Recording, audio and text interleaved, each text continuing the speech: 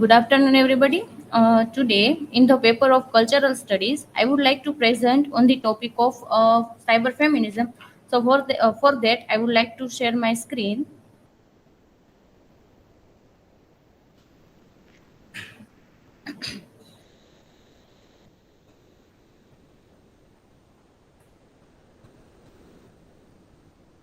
Visible, it's okay.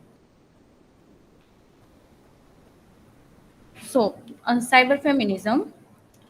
So, introduction Women's empowerment is a multi dimensional social process consisting of components like feeling of self worth, their right to settle on choices, their right to have ingress to prospects and resources, their right to have the authority to manage and direct their individual lives, and their propensity to cloud the directions of social conversation of fashion more imperial and just social and economical order, not only nation but also universally. So, background of the cyber feminism that the term cyber feminism was first used around 1991 by both the English cultural theoretician Sadie Plant and the Australian artist group VNS Matrix independently from each other. So it was the third wave feminism. It's tended to include mostly younger technology save women and those from Western white middle class backgrounds. For example, that although women had been involved in the creations and development of the computer, their contributions largely marginalized and their participation often ignored or written out of history. So, the famous cyber feminist plant, she said that, and she said that women are naturally suited to using the internet because women and the internet are similar in nature. According to Plant, are non-linear self-replicating system concerned with the making connections. She has argued that although previous feminists have believed computer to essentially male, we should instead see computers and the internet as a places for women to engage in a new forms to work and play where women are freed from the traditional constraint and are able to experiment with identity and gain new avenues in for coming power and authority. The origin of the movement are cloudy. In 1985, the famous feminist Donna Haraway published the cyborg manifesto, an essay in the Socialist Review.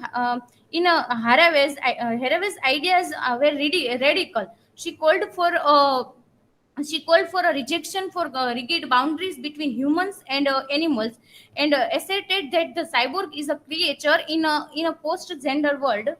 Technology was redrawing the boundaries of identity. So, VNS metrics in the heady early years of the World Wide Web for Australian women like Josephine Stairs, Julian Pierce, Francesca Di Remini, and Virginia Barrett made fires and funny feminist art under the name VNS metrics. They were part of a cultural movement called cyber feminism, and which picked up early 19s and dissipated sometimes between the bursting of the bubble and the coming of Y2K. What is the cyber feminism? So, according to Cornelia Solfrank, from the in her work, Old Boys Network, she states that cyberfeminism is a myth, and a myth is a story of undefeatable origin or of different origins. A myth is based on a one central story which is retold over and over in a different variations. A myth denies one history as well as one truth and implies a search for truth in a space. In the difference between the different stories, speaking about cyberfeminism as a myth is not intended to mystify it. It simply indicates that cyberfeminism only exists in a plural.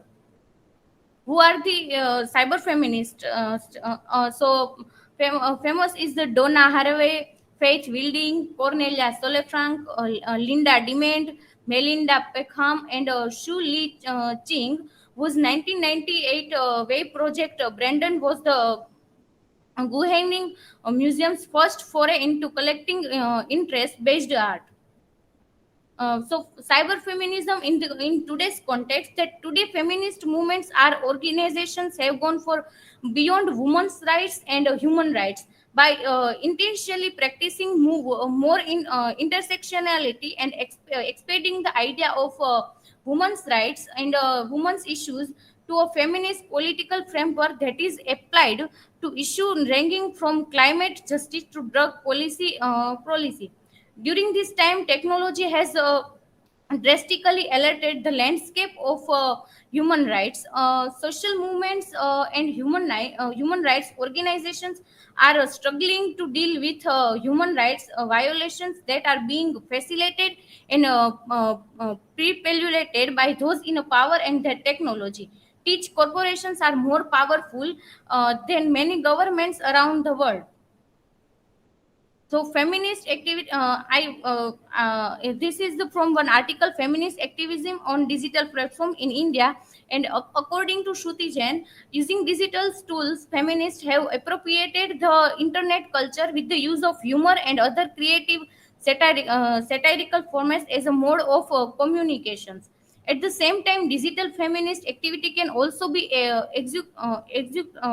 exhaustive because dominant cultures and language have a significant role in selecting those who can be heard, included the scene in the movement.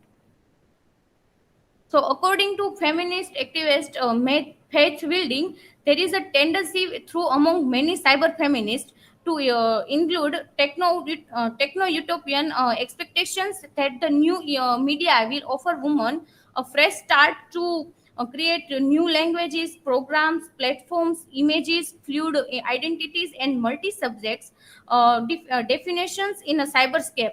That is, in effect, women can record, redesign, and reprogram information technology to help change the feminine condition. The fourth wave of feminism is still in its nascent stage in India. Women are using digital tools to demand accountability from their governments, corporations, and leaders. In India, digital feminist movements largely rely on a social media platform. So, if you talk about the today cyber feminism in today's time, that although it seems like in a apocalyptic future use of the internet, that feminists are creating important perspective within the digital rights works, like they are key to creating more radical access and inclusion and implementation of teach tools that our movements desperately need. Here is the examples of cyber feminism. So first examples is Lahu Kagnan. It was the in 2017 the hashtag Lahu Kagnan hashtag took over on a Twitter on a campaign against the 12 percentage text on a sanitary napkins. With the period text being scrapped in 2018 as a result of the movement, and there was a lot of controversy in that debate. Second examples of the this all we all aware about this example this movement that in a 2010 in 2012 in the aftermath of the death of the 23-year-old girl rape victim in Delhi, widespread protests broke out under the Nirbhaya movement, and the protests spread to social media as well. Hashtag like Delhi Brave Heart were used by millions in support of justice for the victim, and this online rage coupled with the stress protest garner global attention to compelled on otherwise apathetic government to take a quick action. So, third example of the in 2017, in 2017, this culminated in the hashtag why loiter hashtag trending on a Twitter. Is that about the with women posting pictures and stories of how they were reclaiming public spaces,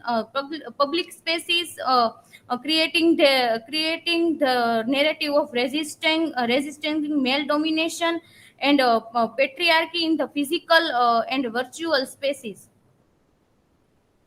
It is also a well-known example of this cyber feminism that in 2018 the hashtag Me Too movement gained momentum in India, enabling women to share their stories of sexual harassment on a social media. It also led to activists successfully lobbying the governments to strengthen then sexual harassment of women at workplace. uh, uh, in the Act 2013, which previously had many weaknesses, that we have more victims from the our Bollywood actress and famous actress like Chetan Bhagat, Vikas Bahal, Alok Nath, Nana Patekar, and Kailash Kher. It seems that social media allows the marginalized voices the possibility of being heard in the public discourses. So another study of women's movements on a social media by Sujata Subramaniam, who interviewed a Dalit feminist activist, noted in Kerala, the voice of subaltern groups are very prominent on social media, especially sexual minorities and Dalit groups. On social media, all of us are publishers. So, and in another example of the in 2013, acid attack survivor Lakshmi Agrawal gathered. Uh, 27,000 signatures through an online petition and stop acid sale to curb the sales of acid, and took the issue to the Supreme Court. And the campaign gained nationwide attention and allowed several other acid attacks for survivors to voice the support for the ban on acid sale.